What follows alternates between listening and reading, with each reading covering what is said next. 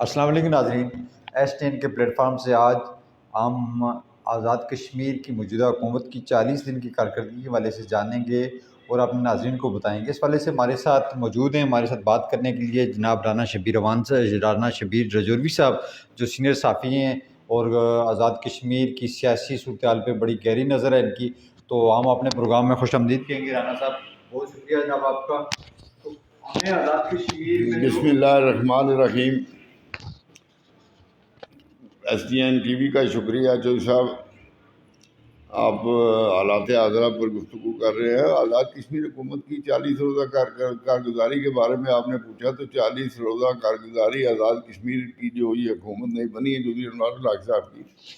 اس نے ابھی تک تو جس دن وزیر اعظم صاحب نے حلف اٹھایا تھا اس کے بعد وہ اسلام آباد چلے گئے تھے، اور آزاد کشمیر کو درپیش مالی معاملات کے حوالے سے وہ وفاقی وزراء اور وزیر خزانہ، خاص طور پر وزیر اعظم پاکستان سے انہوں نے ملاقاتیں وغیرہ کر کے آزاد کشمیر کے لیے بھاری بھرکم فنڈز کا ارینجمنٹ کیا اور 12 ارب روپے تقریباً انہوں نے حاصل کیے۔ اس کے بعد آزاد کشمیر میں کے دارالحکومت مظفر آباد میں ابھی تک آج وہ شاید آ جائیں، تو 40 دنوں میں تو وہ میرا خیال ہے کہ 6 یا 4-5 دن یا 6 دن یا بہت زیادہ آپ کہہ لیں 40 دنوں میں 1 ہفتہ وہ دارالحکومت مظفر آباد میں رہے، باقی سارا عرصہ وہ اسلام آباد میں رہے۔ تو جہاں تک حکومتی کارگزاری کا تعلق ہے، وزیر اعظم صاحب نے بے شمار اقدامات اٹھائے ہیں، جس میں وزیر اعظم ہاؤس کے خرچے انہوں نے کم کر دیے، کٹ لگا دیا ہے۔ وزیر اعظم ہاؤس میں انہوں نے اپنا رہنا ترک کرتے ہوئے اسپیکر ہاؤس کو اپنا مسکن قرار دیا اور بطور وزیر اعظم وہ وہاں قیام کریں گے۔ پھر انہوں نے سرکاری گاڑیاں جو ہیں وہ غیر ضروری استعمال ان کا روکنے کے لیے انہوں نے جو لوگ بدون استحقاق سرکاری گاڑیاں لیے پھرتے سرکاری ملازمین، ان سے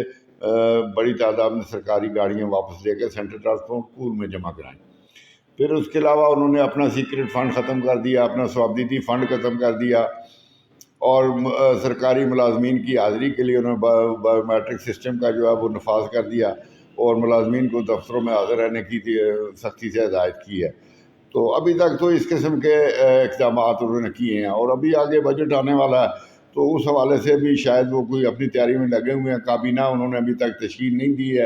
2 وزیر انہوں نے بنائے ہوئے ہیں، ایک وہ خود ہیں وزیر اعظم اور دوسرے راجہ فیصل ممتاز راٹھور پیپلز پارٹی کے ان کی اتحادی جماعت جو ہے، اور جو کرنل وقار احمد نور ہیں سینئر موسٹ وزیر، یہ 2 وزراء ابھی تک ہیں اور اسی سے کام چلایا جا رہا ہے۔ رانا صاحب، آپ نے جیسے ذکر کیا کہ وزیر اعظم بہت زیادہ فنڈ اٹھا کے وفاق سے لیا ہے، اور اس وقت تک کل بھی یہ بات سامنے آئی تھی کہ جو اس وقت MLAs ہیں آزاد کشمیر میں، تو ان کے پاس ترقیاتی فنڈ جو منتقل نہیں ہوئے تاکہ وہ اسکیمیں مرتب کریں، اور جون جو ہے وہ ابھی ختم ہونے شروع ہو گیا، کل سے اور آخری 1 مہینہ رہ گیا، اور اس میں فنڈ خرچ کرنے اور پراپر لگانے اور اس کے بعد لیپس ہو جائیں گے۔ اس وجہ سے اب یہ فنڈ کدھر گئے اور کب تک خرچ ہوں گے؟ ایسا نہیں ہے، بات یہ ہے کہ یہ فنڈ جو ہیں جو انہوں نے حاصل کیے ہیں وہ ایک تو لائبلٹی بہت ساری حکومتیں آزاد کشمیر کے ذمہ جن کی ادائیگی ہو رہی ہے۔ دوسری بات یہ ہے کہ یہ جو فنڈز ہیں یہ کوئی یہ نہیں ہے کہ وہاں سے 12 ارب روپے آ گئے اور وہاں سے انہوں نے چیک کاٹ کے ممبران اسمبلی کے حوالے کرنے، ایسا نہیں ہوتا۔ اس کے لیے باقاعدہ اسکیمیں مرتب ہوتی ہیں، PC1 بنتا ہے، پھر وہ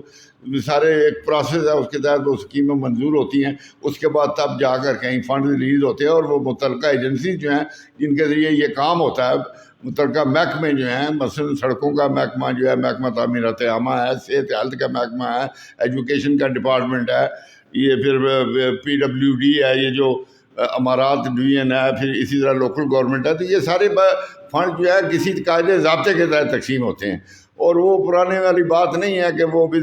کاغذی اسکیمیں اور یہ وہ۔ میرا نہیں خیال کہ چودھری انوار الحق جیسا وزیر اعظم جو ہے اس کے دور حکومت میں وہ پرانے جو ہے وہ کھیل مال کا سرکاری فنڈز کو شیر مادر سمجھ کر رابط کرنے والا جو کھیل ہے وہ جاری رہ سکے گا، تو ایسا بالکل مجھے نظر نہیں آتا۔ چودھری انوار الحق صاحب جو 48 اراکین اسمبلی کے بھاری بھرکم مینڈیٹ کے ساتھ وزیر اعظم منتخب ہوئے ہیں، تو وہ میرا پورا یقین ہے کہ وہ پوری قوت کے ساتھ اور پورے جوش و جذبے کے ساتھ اور پوری دیانتداری کے ساتھ حکومتی معاملات کو چلائیں گے۔ جی رانا صاحب، یہ بات تو ٹھیک ہے کہ آپ نے کہا وزیر اعظم صاحب کے 40 روزے، اس میں جہاں محکموں کی کارکردگی زیرو ہے، کابینہ فعال نہ ہونے کی وجہ سے یا سارے یہ محکمہ اور کابینہ ان کا نہ ہونے کی وجہ سے لوگوں کو مسائل ہیں، سیکٹریز وہ محکموں کی گرفت نہیں ہے، محکموں میں کوئی بہتری کے کام نہیں ہو رہے. اور اسی طرح یہ بھی ہے کہ وہ جو ایک ترقیاتی فنڈ کی بات آپ سے یہ کی کہ ایم ایل اے کی طرف سے تھا کہ ان کو فنڈ نہیں ملے، انہوں نے اسکیم میں مطلب کیا یہ ایک تو لوکل باڈی الیکشن کی وہ بھی فعال نہیں. تو دوسری یہ کہ لوگوں کے بنیادی جو ہے سہولیات کا یا فائدے کا یا ان کو بہتری کے لیے تو ابھی حکومت کوئی اقدام نہیں کر پائی. اس والے سے کیا کہیں گے؟ دیکھیے جی، بات یہ ہے کہ جہاں تک عام آدمی کا تعلق ہے، ان کے روٹین کے جو کام ہیں وہ تو یہ لکھی پڑی بات ہے کہ وہ متاثر ہو رہے ہیں کابینہ کے نہ ہونے کی وجہ سے، وزراء نہیں ہیں. اور وزیر اعظم صاحب بھی جب اسلام آباد میں ہوتے ہیں تو یہاں سیکرٹری صاحبان بھی جو ہے وہ اسلام آباد کا رخ کرتے ہیں اور ان کے دفاتر جو ہیں وہ خالی ہوتے ہیں. تو یہ لوگوں کو پریشانیاں تو ہیں، لیکن جب تک کابینہ بنتی یہ نظام میرا خیال ایسے ہی چلے گا. اور پھر جو ایم ایل ایز کے فنڈز کی بات کر رہے ہیں تو ایم ایل ایز کو تو ان کا جو ترقیاتی ڈیولپمنٹ فنڈ ہے وہ ملے گا. اور پھر ابھی لوکل باڈیز کے الیکشن ہوئے ہیں. میرا یہ خیال ہے ذاتی طور پر کہ میں یہ سمجھتا ہوں کہ بلدیاتی اداروں کو زیادہ سے اسٹرینتھن کرنا چاہیے اور ان کو ڈیولپمنٹ جو علاقائی ہے نچلی سطح پر وہ بلدیاتی اداروں کے منتخب نمائندوں کے ذریعے ہونی چاہیے. اگر یہ پھر بھی ایم ایل اے نہیں کرنا تو پھر چیئرمین ڈسٹرکٹ کونسل کا کیا کام ہے، میئر میونسپل کارپوریشن کا کیا ہے، ٹاؤن کمیٹیوں کے چیئرمینوں کا کیا ہے، یونین کونسل کے چیئرمینوں کی کیا ضرورت ہے. اتنے خطیر اخراجات سے یہ جو بلدیاتی الیکشن یہ نظام جو ہے بلدیاتی اداروں کو اسٹرینتھن کر کے ان کے ذریعے مقامی مسائل جو ہے وہ ترقیاتی وہ حل ہونے چاہیے.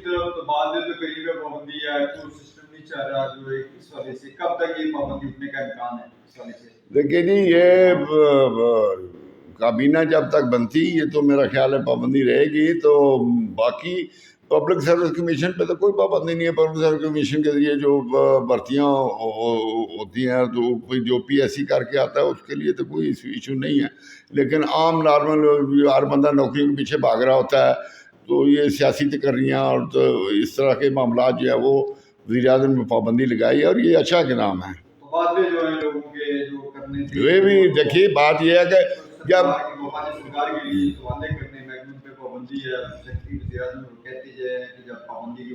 اور میرے بھائی سیکٹری پہ کیا کریں گے جب وزیر ہی کوئی نہیں ہے. لیکن نا ہر محکمے کا سربراہ جو ہے محکمانہ سربراہ تو سیکٹری ہوتا ہے. تو اوپر جو یہ جو گورنمنٹ ہوتی ہے جو اراکین اسمبلی ہوتے ہیں ان میں سے وزراء لیے جاتے ہیں اور وہ وزراء کاروبار حکومت چلاتے ہیں. تو وہ سیاسی لوگ ہوتے ہیں، انہوں نے لوگوں کے ساتھ وعدے کیے ہوتے ہیں یہ ترقی ہے، یہ تقرریہ تبادلے اور یہ سارے معاملات جو اس پر وہ اثر انداز ہوتے ہیں اور ان پر لوگوں کا پریشر ہوتا ہے. تو اب وہ سارے کام رکے ہوئے ہیں جس کی وجہ سے لوگ جو ہے وہ سفر کر رہے ہیں. تو یہ کابینہ بننی چاہیے، جتنی جلدی کابینہ بنے گی اتنا ہی میرا خیال ہے کہ یہ نظام بہتری سے آگے بڑھے گا. جی رانا صاحب کابینہ کے بارے سے یہ دوسرا یہ بات ہے کہ آزاد کشمیر کے جو سابق وزیر اعظم ہیں تنویر الیاس صاحب کی نائب لینے کے بعد ایک طرف تو باغ میں الیکشن ہونے جا رہے ہیں، اس کی تیاریاں مکمل ہیں، اور دوسری طرف ان کا معاملہ اعلیٰ عدلیہ میں بھی زیر سماعت ہے. اس پہ بھی تنویر الیاس صاحب ایک طرف یہ بھی کہتے ہیں کہ ان کو بحال کر دیا جائے، دوسری طرف وہ مختلف جماعتوں میں جو اس وقت میٹنگ کرنے رہے ہیں وہ مختلف پارٹیوں کے سربراہان سے ملے ہیں. اس وجہ سے کیا سمجھتے ہیں آپ؟ سردار تنویر الیاس صاحب جو ہیں وہ تو بادشاہ آدمی ہے نا، وہ کچھ بھی کہہ سکتے ہیں. اور یہی جو کچھ وہ کہتے چلے آئے نا اپنے 1 سال کے دور حکومت میں وہی ان کے گلے پڑا، اور اسی کی وجہ سے وہ یہ نہیں سوچتے کہ میں نے کیا کہنا کیا نہیں کہنا اور میرے منصب کا تقاضا کیا. انہوں نے ایسا ہی کر کے تو اپنی حکومت گنوائی ہے. حالانکہ ان کے پاس تو قارون کا خزانہ تھا، کروڑوں روپے انہوں نے اراکین اسمبلی کو دیے بقول ان کے. الیکشن کمپین میں ان کو پیسے دیے، بلدیاتی الیکشن میں ان کو پیسے دیے، کوئی اور معاملہ ہوتا تھا ان کو پیسے دیتے تھے. اس سے ہٹ کر بھی وہ ذاتی طور پر وہ لوگوں کو پیسے دیتے رہے.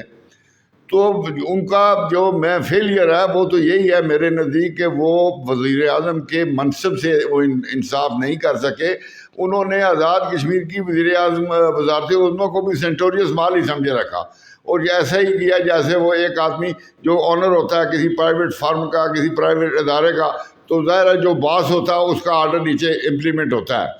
لیکن یہاں تو صورتحال ڈفرینٹ ہے. یہ تو ایک حکومت ہے جس کا نظام انہوں نے چلانا تھا، جس میں وزراء ہوتے ہیں، ایم ایل ایز ہوتے ہیں، سیکرٹریز ہوتے ہیں، دیگر ملازمین کی ایک فوج ہوتی ہے، تو اس کو چلانے کے لیے تو اور انداز جو ہے وہ اپنانا پڑتا ہے. تو وہ اس سے آری تھے اور وہ موقع بے موقع ایسی باتیں کر جاتے تھے کہ جو ان کے جو وزارت عظمیٰ اس کی رخصتی کا باعث بنی. اور جہاں تک ان کی تاریخ کا تعلق ہے، سپریم کورٹ میں ان کا معاملہ زیر بحث ہے، جہاں انہوں نے اپیل کر رکھی ہے. تو اب یہ تو عدالتوں پر منحصر ہے انہوں نے کیا فیصلہ دینا ہے. تو فیصلہ ان کا یقیناً وہی ہوگا جو